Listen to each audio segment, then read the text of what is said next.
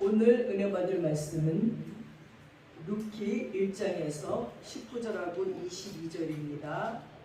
페이지는 구약 403쪽입니다. 403쪽, 사사기 뒤쪽에 있습니다. 구약 403쪽 보십시오.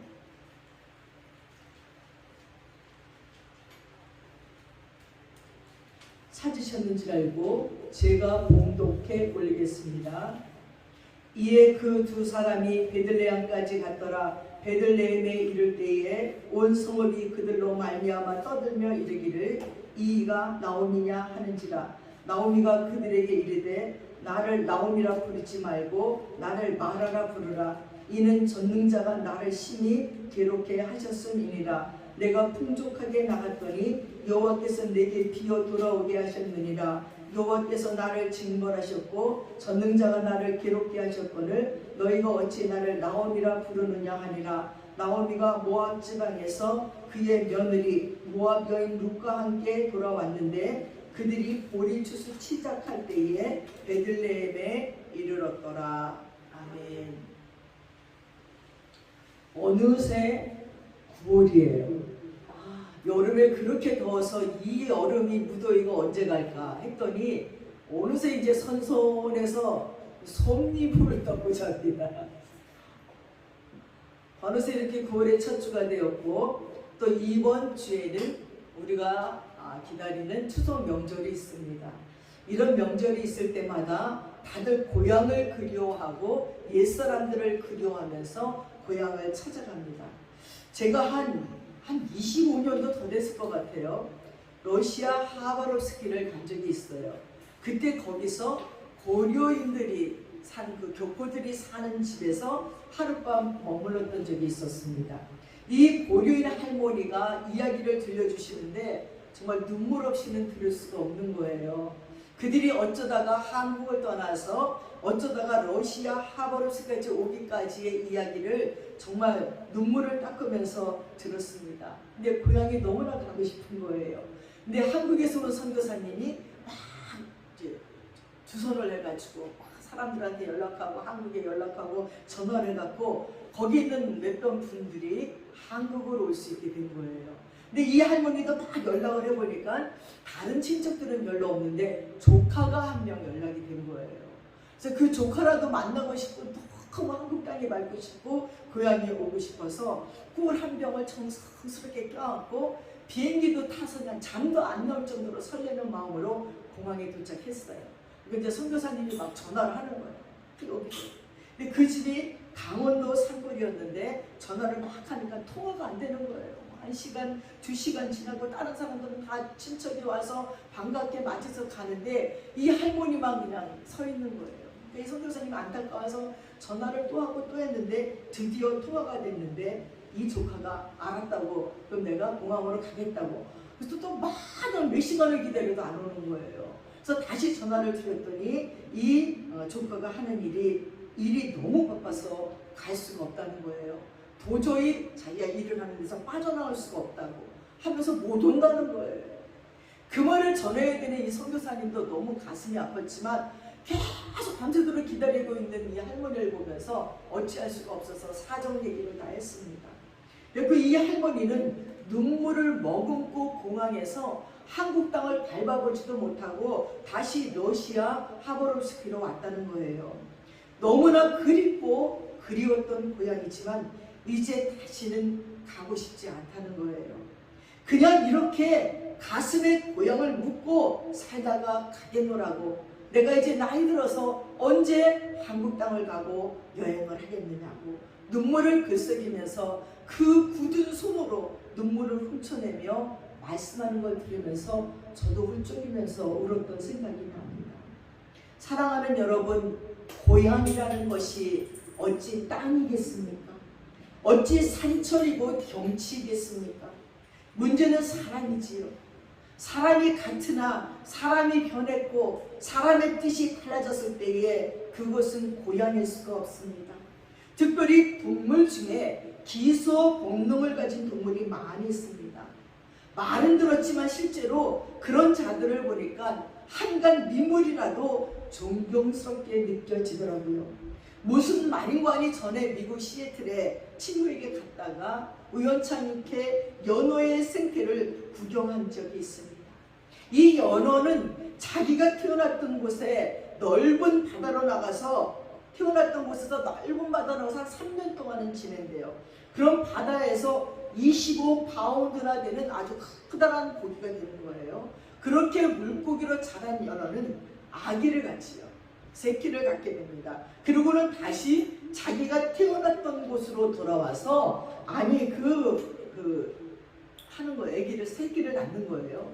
근데 그것이 단순히 이 연어가 바다에서만 왔다 갔다 하는 것이 아니라 바다에서 강에서 높은 산에 자리한 폭포를 거슬려 올라가서 시냇물로 다시 자기가 태어난 연못까지 올라가야 된다는 거예요. 저는 이 30m나 되는 폭포를 거슬려 올라가는 연어를 보았어요. 친구가 막 숲속을 가다가 골짜기가 나왔는데 잠깐 세우더라고요. 그랬더니 일로 내려와서 숲속을 보니까요, 폭포물이 쫙 내리는데, 아니 그 밑에 연어들이 보글보글한 거예요. 내 폭포물이 쫙 내리면 연어가 여기서 점프를 쫙 해. 이 폭포를 타고 물결을 타고 점프를 쫙 해서 꼭대기까지 올라가면 성공인데 올라가다 뚝 떨어지는 거예요. 보니까 막 연어들이 상처투성이에요. 근데도 또 올라가요. 그리고 그 밑에는 보니까 그렇게 올라가다 죽은 연어들이 산더미 같아요.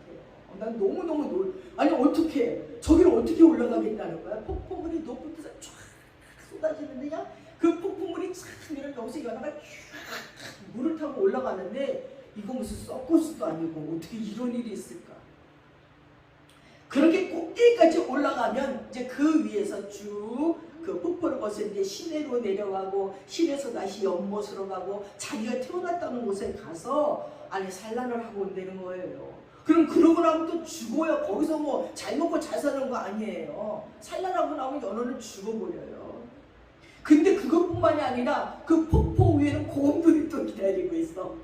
이때가 되면 연어들이 올라오는 걸 알고 연어들이 쫙 점이 올라가는데 곰이 날로 세상에 이렇게 억울할 수가 있을까?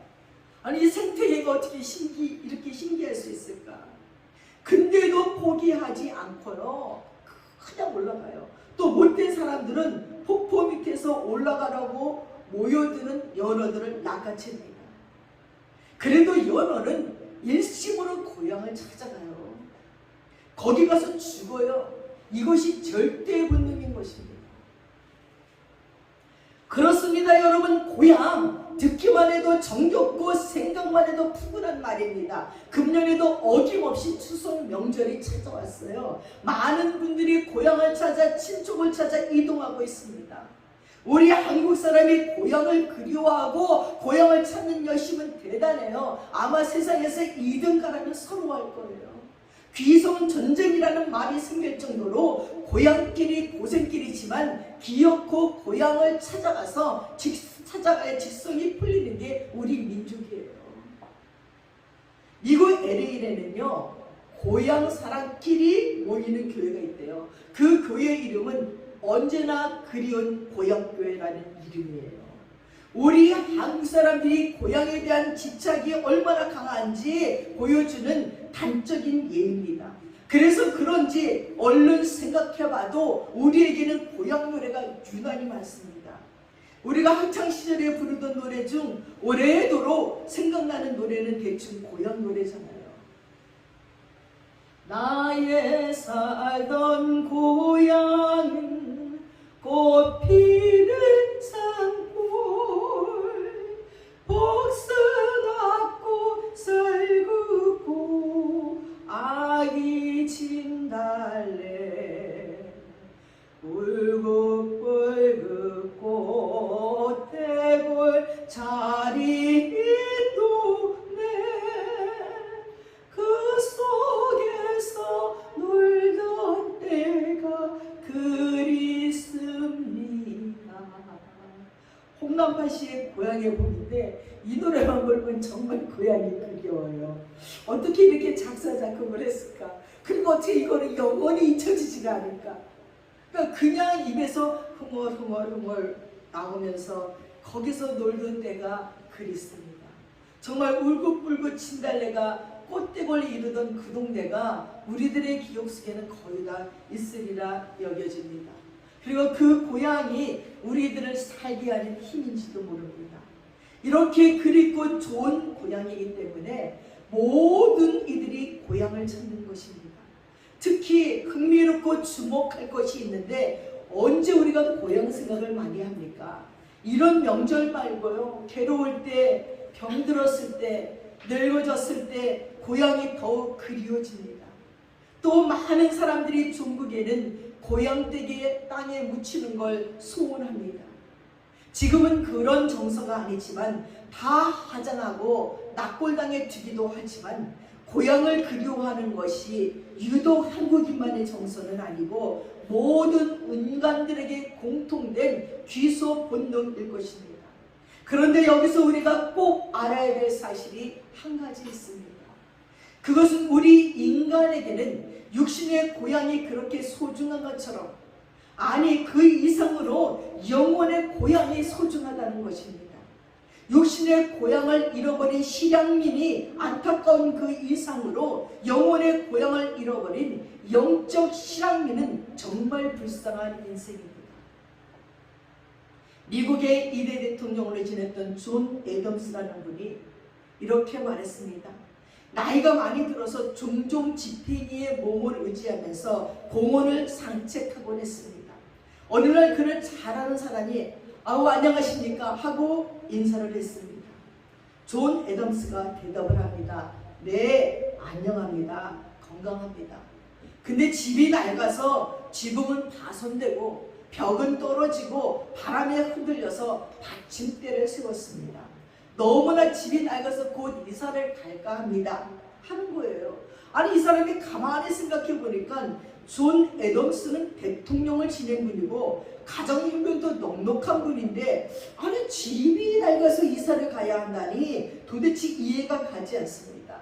그래서 이렇게 물어봅니다. 아니 각하 그게 무슨 말씀입니까? 집이 낡아서 이사를 가야 한다니요?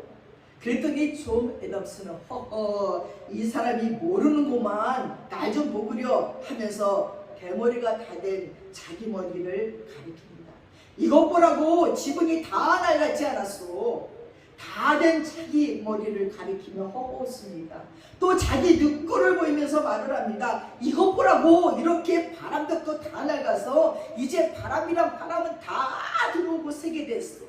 이제 바람에 흔들려 쓰러질 지경이라 이렇게 지팡이를 겨우 의지하고 있지 않소. 받침대로 지탱하는 낡은 집이니 곧 이사를 가야지 하더랍니다. 그 이사는 어디로 가는 거지요? 다솔 전에 이사를 어디로 가지요? 아버지 나라로 이사를 가야지. 사랑하는 여러분 너무 집착하지 마세요. 어차피 다 낡아버려요. 별의별 방법을 다 쓰고 노력해가도 소용이 없어요. 얼굴이 잘생긴 사람은, 얼굴이 예쁜 미인은 늙어가는 것이 아시겠지만 이런 노래도 있더라고요.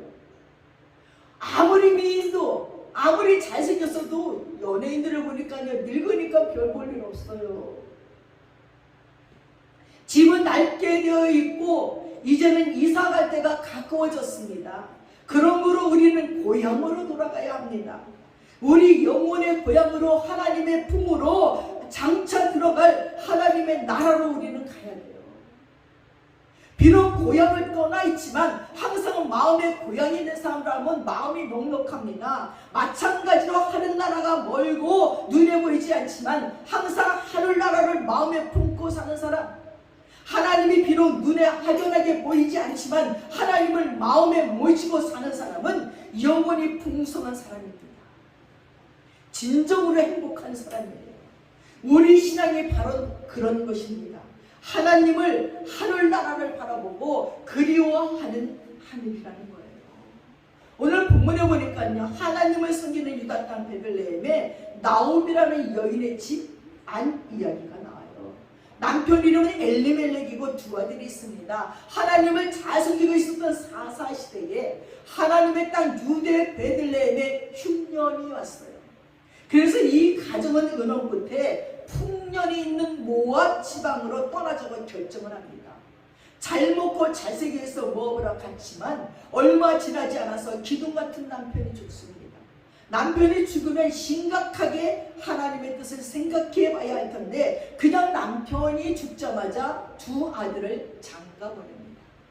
우리나라가 너무 먹고 살기 힘들었을 적이에요. 많은 사람들이 미국으로 이민 갔어요. 가난한 사람은 갈 생각도 못해요. 어느 정도 있는 사람들이 재산을 다 팔아서 미국으로 이민 가기도 했고 또 여기서 먹고 살기 어려워서 자기 자식들을 미국으로 입양 보내기도 했었습니다. 근데 제가 미국에 가보니까 이제는요 한국에 오고 싶어요. 못 와요. 한국의 집값이 너무 비쌌어요. 그들은 미국 가서 겨우 먹고 살아요. 한 달 일하면 한 달 일한 걸로 집세 그리고 차 렌트비 내면 딱 맞아요. 먹고 살고. 돈을 모으지를 못해요. 미국은 모으게 만들지도 않아요. 돈을 벌면 다 쓰게 만들어요. 많이 벌면 많이 쓰게끔 만들어요. 안 그러면 세금이 엄청 많아요. 그러니까 돈을 모을 수가 없어요. 그래서 이제 얼마 정도 살다 한국을 와보니까 다 기절할 한국이 이렇게 잘 산다니. 그래서 제가 가는데 그 미국의 할머니가 자꾸 주는 게 뭐냐면 참기름 이만한 거 주고 아니 꿀 주고 아 이거 무거워서 어떻게 한국에 참기름 많은데 이렇게 막 쓰는데 참기름 주시고 막 꿀 주시고 막 꾸역꾸역 막 햄 주시고 아니 무거워서 못 들고 속으로 한국에 많은데 못 먹는 줄 알고 못 사는 줄 알고 그래요 주시면서 가져가래요. 그래서 아니 이분들이 한국이 아직도 못 사는지 알구나. 그들이 한국을 여행을 한번 와서는 다 기절해. 그 다음에 갔더니 그런 거 하나도 안 줘. 아이고 한국에 많지구만. 우리나라보다 더 싸구만. 이제는 안 주더라고요. 그렇게 베들레헴에 흉년이 왔을 적에 하나님을 잘 믿었던 하나님의 사람들도 가지 말라는 모압 땅으로 이민을 갔어요. 세월이 어느 정도 지나서 모압의 이민 생활 10년을 하는 동안에 두 아들도 죽어버리는 거예요. 그래서 가난한 가부인 나오미와 청산 가부된 두 며느리만 이렇게 여자 셋만 남게 됐어요.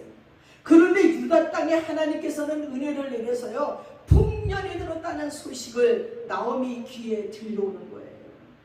나오미는 모압 땅에서 살아야 할까 유다 땅으로 가야 될까 고민하다가 유다 땅으로 돌아가기로 합니다. 내가 살던 고향이 너무나 그리운 거예요. 갑자기 그곳에서 살던 모든 추억들이 주마등처럼 스쳐갑니다. 근데 나오미가 가만히 생각해보니 젊은 이방 며느리를 데리고 가기가 가슴이 아팠어요.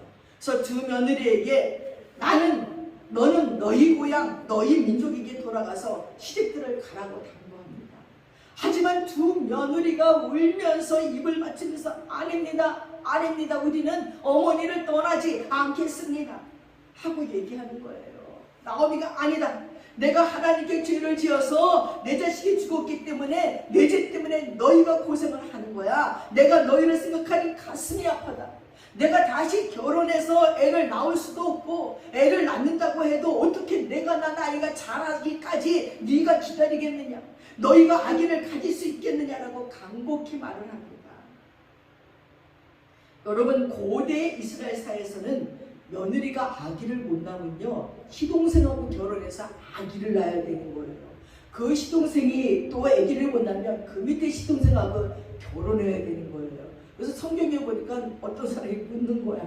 아들 7이 있었는데 첫째부터 다 아기를 못 낳았고 며느리 하나가 첫째부터 셋째인데 7째까지 살았나이다. 근데 하늘나라에 가서는 누구 부인이 되겠나니까 묻는 것도 있을 정도예요.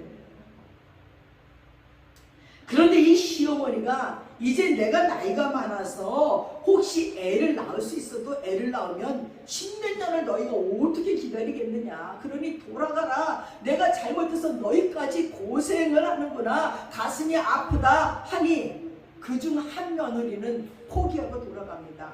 근데 한 며느리가 이렇게 말하는 거예요. 어머니 가시는 곳에 나도 가고 어머니가 머무시는 곳에 나도 머물겠습니다. 어머니의 백성이 나의 백성이 되고 어머니의 하나님이 나의 하나님이 되십니다.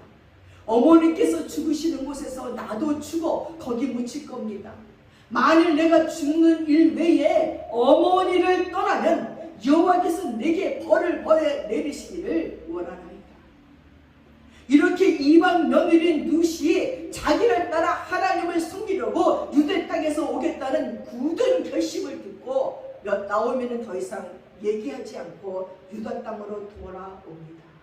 여러분, 이 이야기를 통해 하나님께서 우리에게 주시는 말씀은 뭘까요? 이스라엘 민족은 하나님의 주신 땅을 기업을 귀중히 여겨야 되는 거예요. 흉년이 왔다고, 좀 어려움이 왔다고 하나님의 주신 축복의 땅, 신앙의 집, 그리고 하나님을 섬기는 신앙을 버리고 하나님을 섬길 수도 없고 성전도 없는 모압 땅으로 돈을 빌리러 가는 것입니다.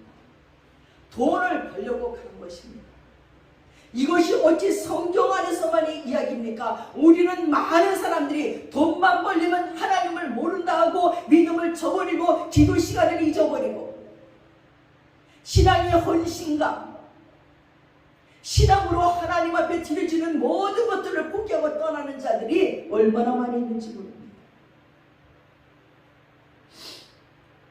그러나 나오미는 돈을 버는 것이 아니라 남편도 두 아들도 다 잃어버렸어요. 다 죽었습니다. 하나님을 떠나서는 아무것도 할 수가 없습니다. 내 신앙의 자리를 지키고 내 믿음의 기업을 소중히 여겨야 됩니다. 가슴 먹먹한 이야기가 있습니다. 보리스토 가타라는 사람이 내 영혼이 따뜻했던 날들에 대해서 이런 글을 썼습니다. 인디언 체로키족의 이야기입니다. 이 보리스토 카토의 할아버지 할머니는 지난 날을 이야기해 주면서 이렇게 말했습니다. 지난 일을 모르면 앞 일도 잘해낼 수가 없다. 자기 종족이 어디서 왔는지를 모르면 어디로 가야 할지도 모르는 법이다. 체로키족은 비옥한 골짜기에서 농사를 짓고 살았습니다. 생명들이 싹트는 봄이 오면 열리는 짝짓기의 잔치 이야기. 근데 정부군들이 인디언들을 강제 이주시키며 병사들이 찾아와 종이 조각을 내보며 서명을 하라는 것입니다. 새로운 백인 계층민들에게 체로키족의 토지가 아닌 곳에 정착해야 한다는 사실을 알려주는 서류라 하기에 서명을 하자. 더 많은 정부군 병사들이 대검을 꽂은 총으로 무장을 하고 와서 그 종이에 적힌 내용이 바뀌었다고. 그 바뀐 내용은 체로키들이 자기들의 집과 골짜기와 산을 포기하겠다는 내용이 적혀 있었고, 체로키들은 저 멀리 해지는 곳으로 가야 했습니다. 체로키인들은 빈손으로 고향을 빼앗기고 떠나게 됐습니다. 그 병사들이 수레와 노새를 가져와서 해가 지는 그곳으로 타고 가도 좋다고 했지만 그들은 아무도 마차를 타지 않았습니다. 그들은 볼 수도 먹을 수도 입을 수도 없는 그것을 지켰습니다. 그들은 그들을 쫓아내는 병사들을 쳐다보지도 않고 긴 행렬로 걸었습니다.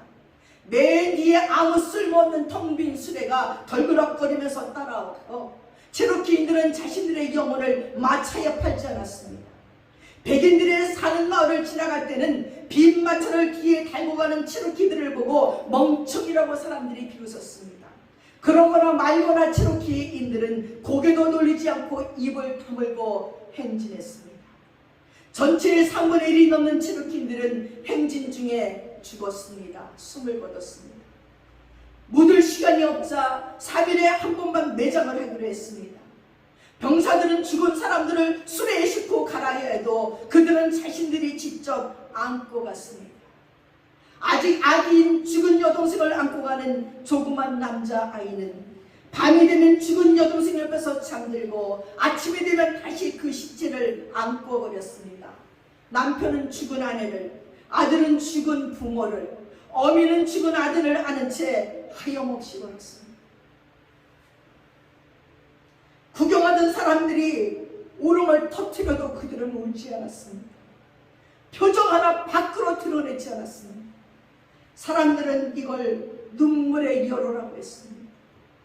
어미의 팔에 안기채 뻣뻣하게 죽어있는 아이, 엄마가 걸어가는 동안 감기지 않는 눈으로 흔들거리는 하늘을 노려보는 아기, 밤이 되면 아내의 죽음을 내려놓고 온밤 내내 그 옆에 누워있다가 아침이 되면 일어나 그 죽음을 옮겨야 되는 남편, 장남의 시신을 안고 가라 말해야 되는 아버지, 그리고 쳐다보지도 말하지도 울지도 않는, 고향산을 떠올리지도 않는 이들 소재로 노래할 수가 있겠는가.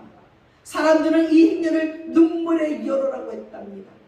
1938년에서 1839년에 1만 3천 명 정도의 체루키들이 차례로 오클라호마 보호구역으로 강제 이주했어요. 1300km의 행진 중에 추위와 음식 부족, 병, 사고 등으로 4천여 명 정도의 체루키인들이 죽었다고 했습니다. 서울서 일산까지 오는데 23km입니다. 1300km를 그들은 아무 도움도 받지 않고 걸어갔습니다. 죽어가는 식구들의 시체를 가슴에 안고 걸어갔다는 것입니다. 그들이 원했던 것은 오로지 산속에서 자유로운 생활이었는데 고향을 빼앗겼습니다. 그리고 그들은 울지도 않고 마차도 타지 않고 옆을 보지도 않았습니다. 고향을 잃은 자는 모든 것을 잃은 거기에 그렇게 했습니다. 사랑하는 여러분, 우리가 인생을 살면서 여러 번 생의 위기를 맞이합니다. 만사가 너무 잘 될 때에도 큰 위기입니다. 이스라엘 사람들은 신앙의 불이 붙었을 적에 고통이 오면 하나님께 회개합니다. 이 고난이 무엇 때문에 왔는가라고 자문하며 하나님께 더 가까이 나아갑니다. 그러나 신앙이 식었을 때 고통이 오면 서세상으로 달려갑니다. 하나님을 섬기는 유대 땅 베들레헴에 어려움이 왔을 때 나오미의 가정이 회개하고 그리고 거기서 인내로 기다렸으면 되는데 신앙이 약하더니 하나님도 잠시 접어두고 돈을 따라서 이방 땅 모압으로 내려갔습니다. 우리가 어려움을 당했다고 하나님을 버리고 세상에서 돈을 벌려고 하면 벌 수도 있습니다. 그러나 조금만 지나면 하나님을 섬기는 사람이 하나님을 버리면 반드시 망합니다. 하나님을 안 섬기는 사람은 하나님을 버려도 사업이 잘 되는 수도 있지만 하나님을 섬기는 사람은 가야 하는 길이 있어요. 누구를 막론하고 하나님을 경외하는 자가 하나님을 버리고 돈을 따라가면 반드시 망합니다. 하나님을 섬기는 사람은 어려움이 올지라도 회개하면서 십자가와 말씀을 붙잡고 있으면 시절을 쫓아 과실을 맺게 합니다. 나오미의 가정은 세상을 택하여 이민 갔어요. 그러나 얼마 지나지 않아 남편이 죽었습니다. 이것은 하나님의 큰 경고입니다. 남편은 남편의 죄로 말미암아 죄 수명을 다 살지 못하고 죽은 것 같지만 이때라도 회개하고 고향으로 돌아오면 됩니다. 베들레헴은 예수님이 탄생하신 곳으로 떡집이라는 뜻을 가지고 있습니다. 생명의 떡이 있는 하나님의 말씀이 있는 고향으로 남편이 죽으면 돌아와야 할 텐데 아직도 두 아들이 있으니 돌아오지 않은 것입니다. 인간은 믿을 구석이 있으면 절대 회개하지 않습니다. 하나님께서 1차적으로 강한 메시지를 던지면서 회개하라고 했을 때 영혼이 둔해졌는지 이 생각 저 생각을 했는지 모르겠지만 여전히 모압 땅에 거하겠다고 나오미가 작정을 합니다. 여러분 신앙생활을 하면서 이렇게 미련한 자들을 얼마나 많이 보는지 모릅니다. 사업이 망하고 병이 들고 자식이 죽고 남편이 죽고 하나님께서 1차적으로 선전포고를 하는데도 절대로 돌이키지 않아요. 끝까지 가는 사람들이 얼마나 많은지 몰라요. 나오미의 결정은 얼마나 바보 같은 결정인지. 그래서 두 아들은 모한 여자와 더불어 결혼을 시킵니다. 나오미는 두 며느리를 얻어서 10여 년을 삽니다. 10년 후에 하나님의 징계가 또 와요. 두 아들이 죽습니다. 이것은 두 아들의 범죄와 어머니의 범죄가 다 합쳐서 두 아들이 장가들고 10년 만에 후손도 없이 죽어버립니다. 이제 과부 셋만 남은 슬프고 불행한 가정이 됩니다. 가난한 가부인 나오미는 두 아들마저 죽자 고향으로 돌아갈까 아니면 여기서 살까라고 생각으로 고민합니다. 그러나 나오미가 고향으로 돌아가기는 모압에서 사는 것보다 더 힘든 일인 것 같습니다. 자존심이 상합니다. 여러분, 저는 오늘 인디언 체로키 족을 보면서 어떻게 그렇게 자존심이 강하고 자기의 고향을 사랑할 수가 있을까? 고향을 빼앗겨도 정신과 마음을 빼앗기지 않으려고, 자식이 죽었는데도, 아내가 죽었는데도, 노모가 죽었는데도 그 수레를 타지 않고 1300km의 거리를 행진하면서 걸어갈 수가 있을까 하는 생각에 가슴이 뭉클합니다. 어떻게 그들은 그들의 보금자리를 빼앗고 그들의 고향을 빼앗은 그들은 거기에 응당한 값을 치렀으면 좋겠다는 생각이 듭니다. 그들은 부당하게 강제로 쫓겨나고 그들의 꿈을 죽이고 그들의 민족을 말살시키려는 그들을 하나님이 꼭 심판했으면 좋겠다는 생각이 듭니다. 그들의 땅 고향은 영원히 찾을 수 없는데 말입니다. 그러나 그들의 영혼의 고향은 그들의 기억 속에, 그들의 의식 속에 영원히 있다는 것입니다. 오늘 나오미는 고향에 간다 해도 집도 없고 아무 할 일도 없기 때문입니다. 돈 벌겠다고 10년 동안 객지로 갔다가 빈손으로 고향에 돌아오기란 쉬운 일이 아닙니다. 고향 사람들의 이 몸을 생각하지 않을 수 없습니다. 객지에서 밥 빌어먹다가 죽는 게 나을지도 모릅니다. 게다가 이스라엘 사람은 이방 여자, 특히 모압 여자를 가장 싫어하기 때문에 모압 여자 며느리를 데리고 고향에 돌아가는 것은 참으로 수치롭고 어려운 일이었습니다. 옛날 소돔과 고모라가 망한 적에 아브람 조카 롯이 그 안에 있었잖아요. 그래서 아브라함이 천사에게 사정사정해서 롯의 가정만 나오잖아요. 나오다가 또 그 엄마는 뒤돌아보지 말았는데 뒤돌아봐서 오다가 소금 기둥이 되고 소알이라는 땅으로 이 두 딸과 이 롯이 피했잖아요. 근데 이 두 딸이 누가 뭐 자기네들의 자손을 번성하렸냐고요. 아버지 술을 먹여서 큰딸과 둘째 딸이 번갈아 아버지와 관계해서 난 자식들이 바로 이 모압이에요. 모압과 암몬이에요. 그러니 막 이스라엘에서는 인간 취급도 안 해요. 그들은 하나님의 성전에 들어올 수도 없어요. 또 그것뿐이 아니에요. 이스라엘 백성들이 가나안 땅에 들어오기 직전에 모압 여자들이 이스라엘 장로들께서 음행하게 했어요. 이건 누구죠? 이 바람 선지자가 그렇게 이간질을 해가지고, 그러니 그 결과 이스라엘의 가정들이 수도 없이 많이 타락했어요. 그 죄값으로 광야에서 많은 사람들이 하나님께 심판을 받아 죽었어요. 그 이후로 이스라엘 사람들은 모압 여자들을 괴 되지만도 못하게 여기는 이 모압인 며느리와 아무것도 없는 벌거벗은 몸으로 고향에 간다는 것은 정말 어려운 결심이었을 것입니다. 사랑하는 여러분, 나오미는 고난을 극심하게 당해서 두 아들까지 죽자 이제 고통을 당해도 아버지 집으로 내 본래 살던 대로 돌아가자, 베들레헴으로 돌아가자, 멸시를 당하던 천대를 바꾼 하나님을 섬겼던 내 본향으로 돌아가자라는 결심을 합니다. 그때 마침 복음이 들려와요.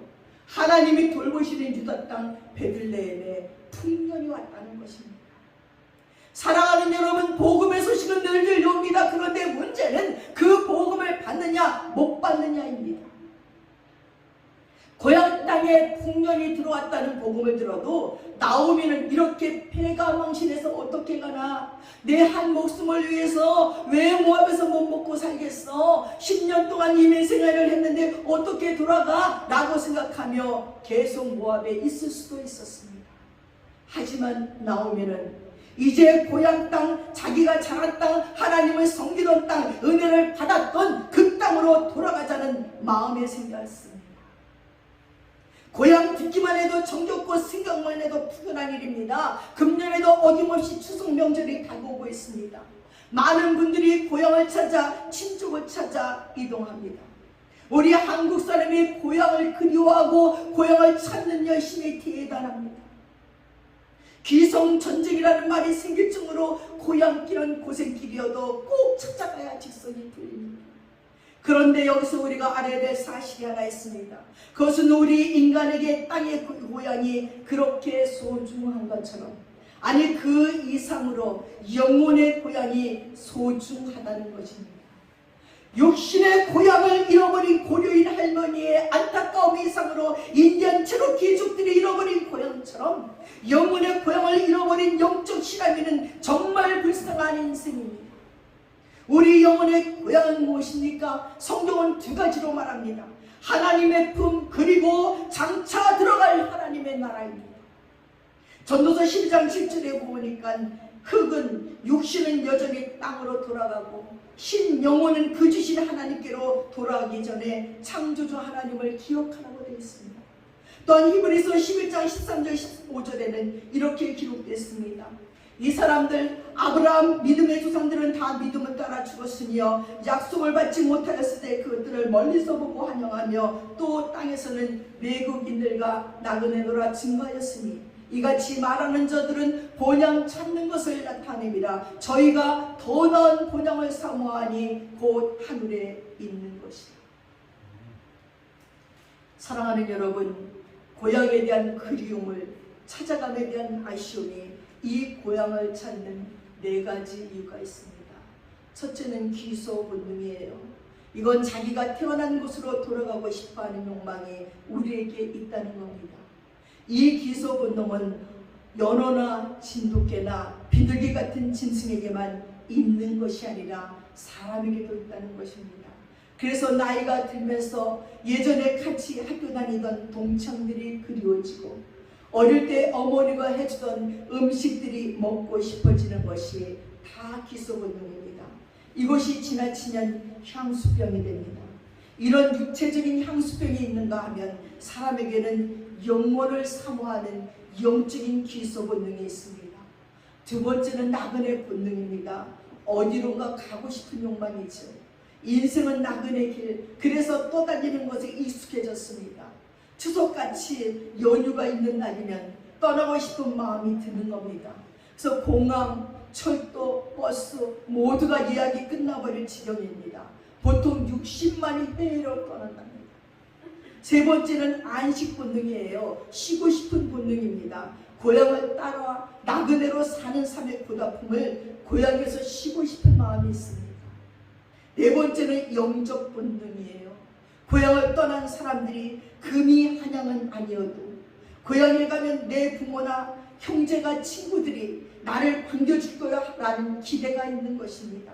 그러나 여러분, 우리가 자란 고향이 나의 본능을 온전히 충족시키지 못합니다. 예수님의 경우도 구원 사역을 시작하면서 고향을 찾아갔습니다. 고향에 대한 본능이 있었겠지만 내 고향의 사람들에게 하나님의 말씀을 전하고 병도 고쳐주려고 갔지만 쫓겨나고 말았습니다. 네가 목수의 아들이 아니냐. 오늘의 모습을 보지 못하고 과거에 했던 나쁜 것만을 기억해서 몰아냈습니다. 우리 삶 속에서 악습이 있으면 안 됩니다. 그래서 결국 예수님의 고향 사람들은 예수님의 은혜를 받지 못했습니다. 여기서 우리는 우리의 진정한 고향이 어디에 있는지를 생각할 수밖에 없습니다. 분명한 것은 하나님을 모르는 곳에는 진정한 의미의 고향도 없다는 것을 깨달을 수 있습니다. 하나님을 믿는다면, 아니 하늘의 본향을 생각한다면 우리에게 주신 하나님의 사명을 생각하면서 살아야 되는 것입니다. 내 마음이 하나님의 나라, 내 가정이 하나님 나라, 그리고 우리 교회가 하나님의 나라가 되도록 살아가는 것이 진짜 고향입니다. 진짜 우리의 이상을 충족시켜 줄 수 있는 그런 기쁨이 그 고향에 있어야 하고 있을 것이라고 믿는 것입니다. 사랑하는 여러분, 우리 가정이, 우리 교회가 정말 가고 싶은 하나님이 기뻐하시는 그런 나라, 그런 고향이 되시기를 주님의 이름으로 축원합니다. 기도하겠습니다. 하나님 아버지, 언제나 그리운 고향입니다. 언제나 정다운 이름 고향입니다. 하나님 추석 명절에 있어서 그 고향을 찾고 친지들을 만날 수 있는 그런 날들을 주시는 하나님께 감사합니다. 그러나 아버지, 그런 날에 우상에게 절하다가 하나님께 범죄하지 않기를 원합니다. 우리를 있게 해주신 조상들에게 감사할 수 있지만 그들에게 절하며 그들을 섬기지는 않게 해주십시오. 그래서 민족적인 범죄가 있지 않기를 원합니다. 이번 아버지 기성길에는 아무런 사고도 없게 도와주시고, 고향에서 자식들을 맞이하는 부모님들은 풍성함으로 맞이하고 기쁨으로 맞이하게 도와주시고, 달려가는 자녀들은 그 부모님들의 마음을 섭섭하게 하지 않도록 도와주시고, 친척들이 만나 헤어지고 나서 상처 입지 아니하도록 하나님 인도하여 주셔서 정말 우리의 모든 만족을 주는 아름다운 고향을 찾아가는 길 되게 하시고, 더더군다나 하나님의 나라, 하나님의 품으로 가는 고향길이 되도록 도와주시옵소서. 감사드리며 예수님의 이름으로 기도드렸습니다. 아멘. 다 함께 자리에서 일어나셔서 찬송가 438장 찬양하겠습니다.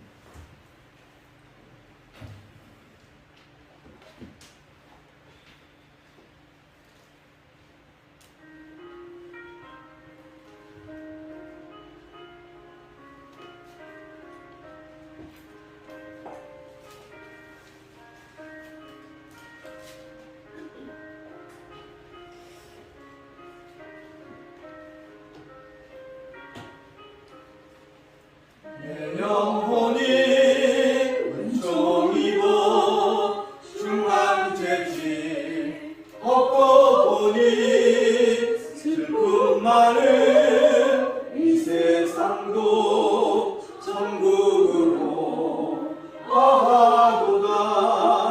할렐루야 찬양하세. 내 모든 죄 사함받고 주 예수와 동행하니 그 어디나 하늘나라. 주의 얼굴 뵙기 전에 멀리 내던 하늘나라. 내 마음속에 이루어지니 날로 날로 가깝도다. 할렐루야 찬양하세.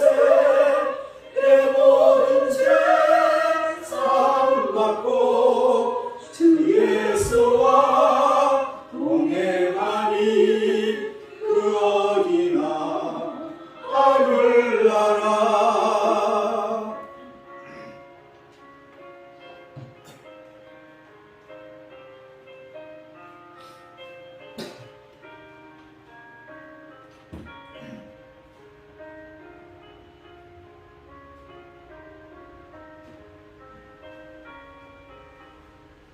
높은 산이 거친 들이 조막이나 궁궐이나 내 주 예수 모신 곳이 그 어디나 하늘나라. 할렐루야 찬양하세. 내 모든 죄 사함받고 주 예수와 동행하니 그 어디나 하늘나라.